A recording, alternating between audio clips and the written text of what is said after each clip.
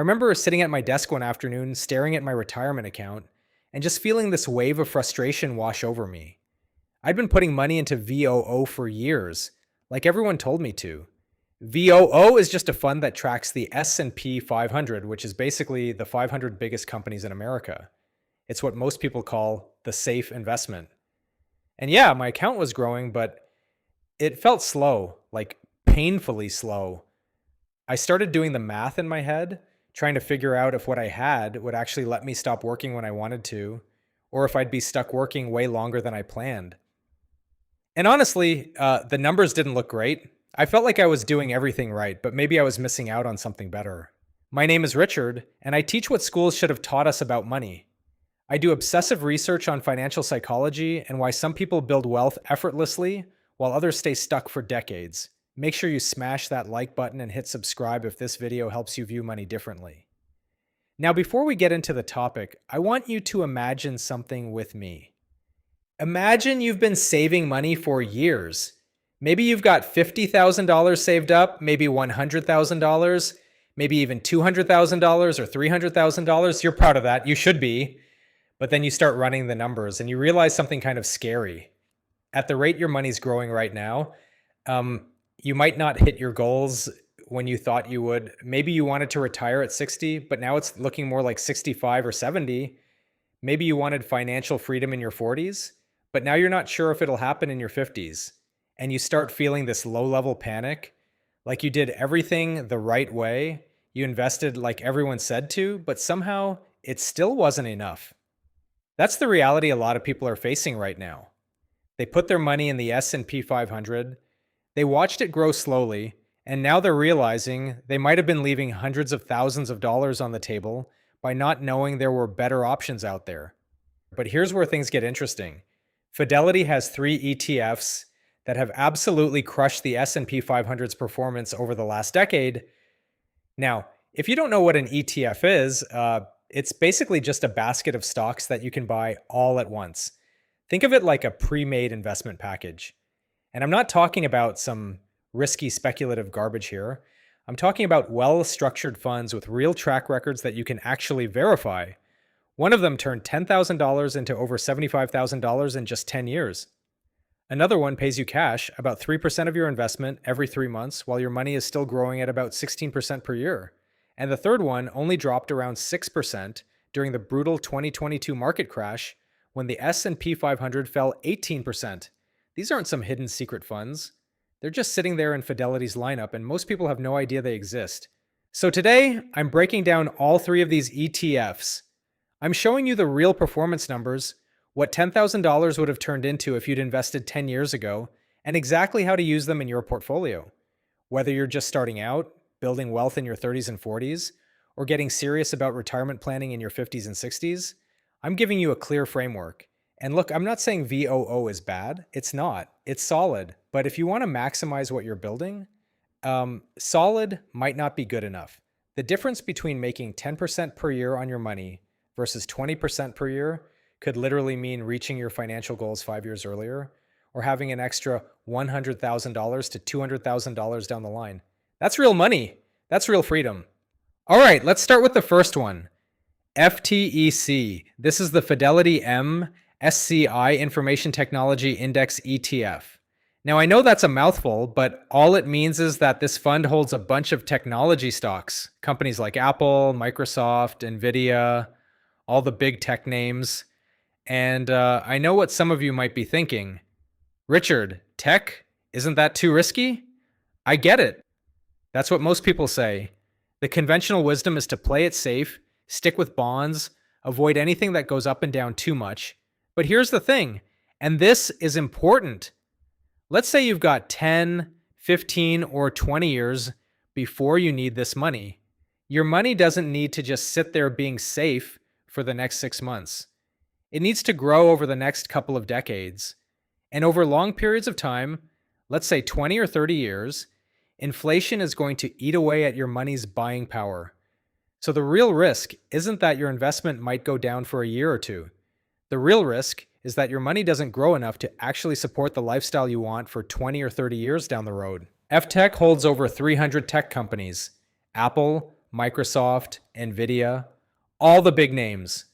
These are the businesses building the stuff that every other company needs to operate. Think about it.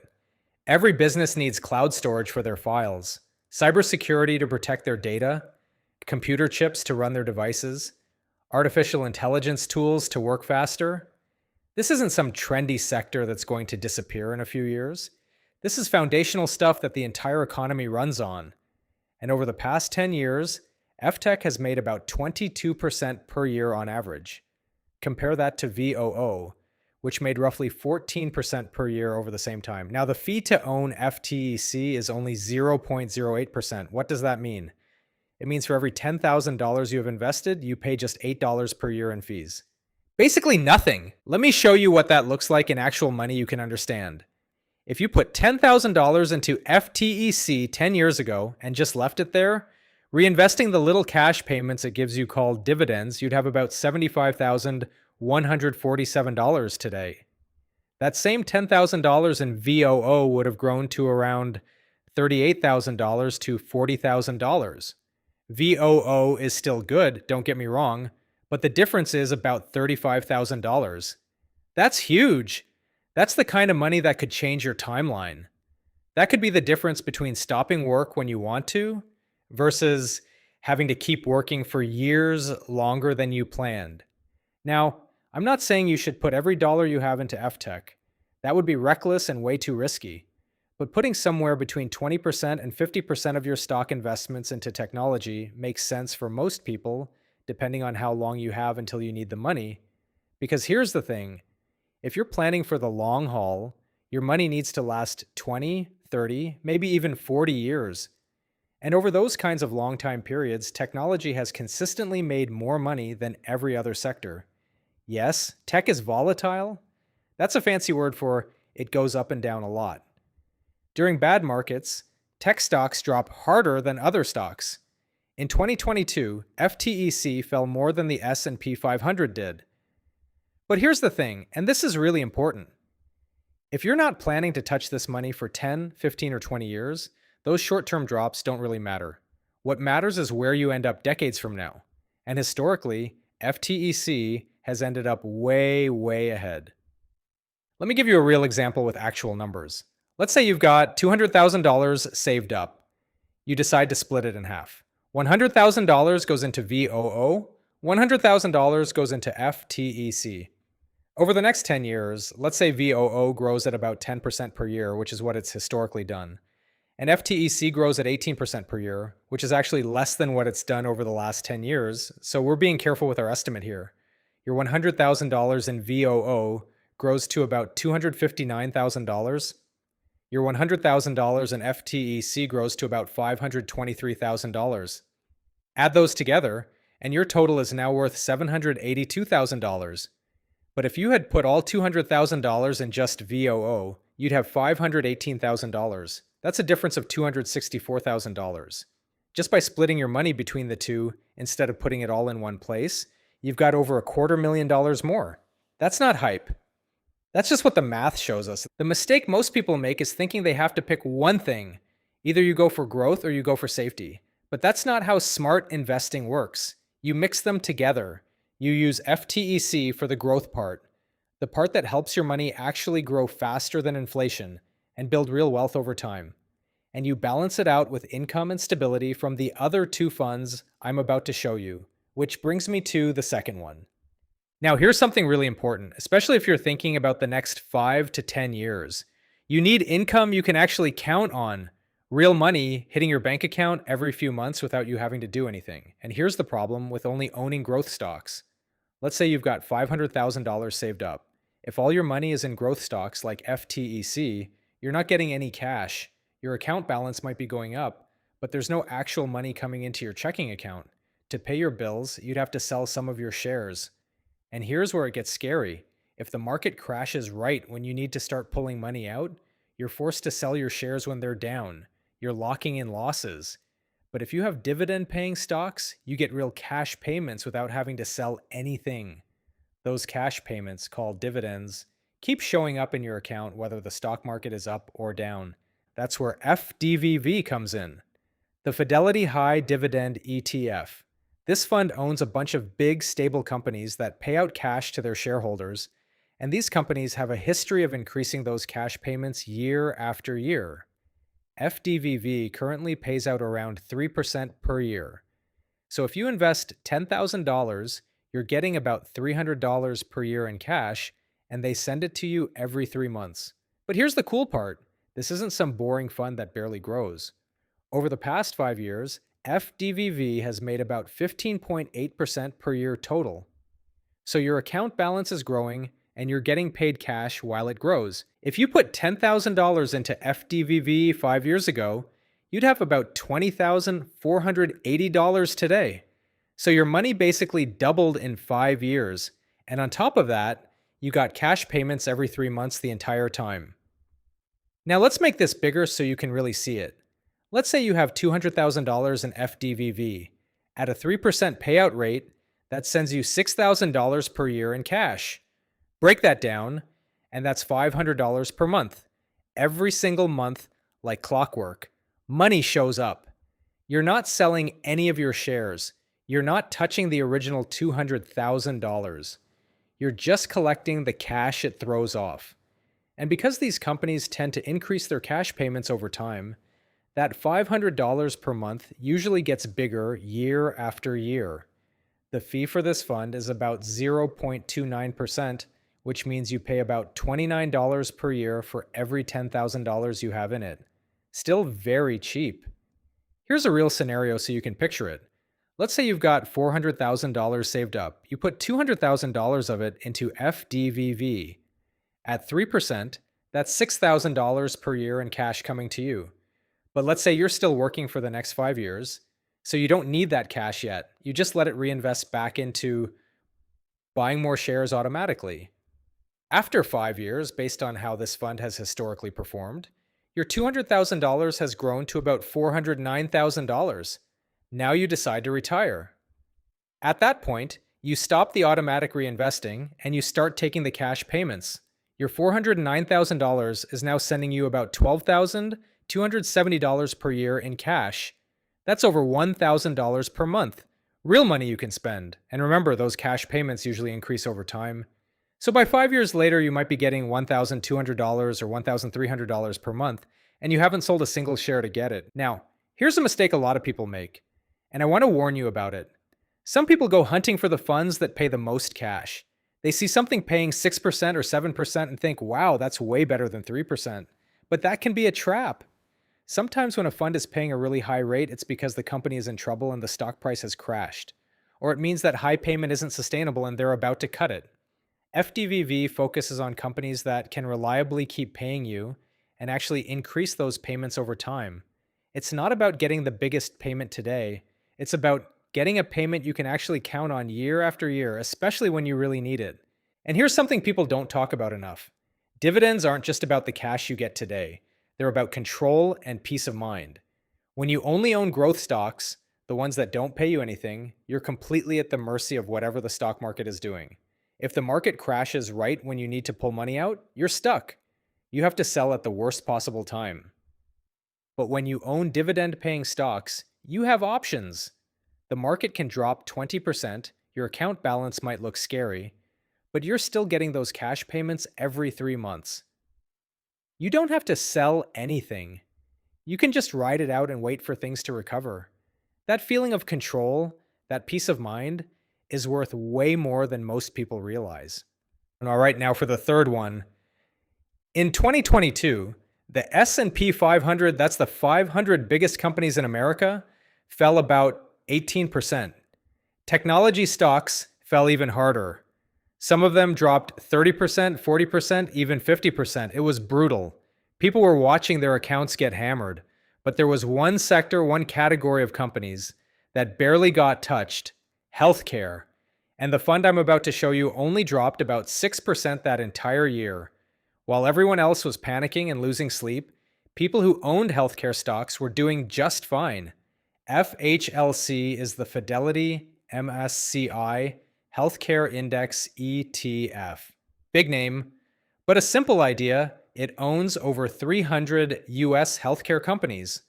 We're talking drug companies, ye biotech companies that make new treatments, companies that make medical devices, hospitals, health insurance companies, all of it. Since 2013, FHLC has made about 10.94% per year on average. It's not flashy, it's not explosive, but it's consistent and reliable.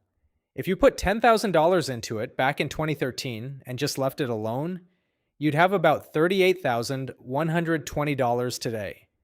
But here's where FHLC really shows its value during that terrible 2022 market when everything was crashing. When the S&P 500 fell 18%, FHLC only dropped about 5.9%. It held strong when everything else was falling apart. Let me put that in real money so you can see what I mean.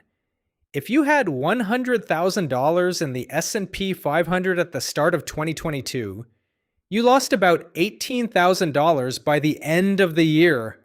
Ouch! That same $100,000 in FHLC, you only lost about $5,900. That's a difference of over $12,000 that you didn't have to watch disappear from your account. And here's why this matters so much.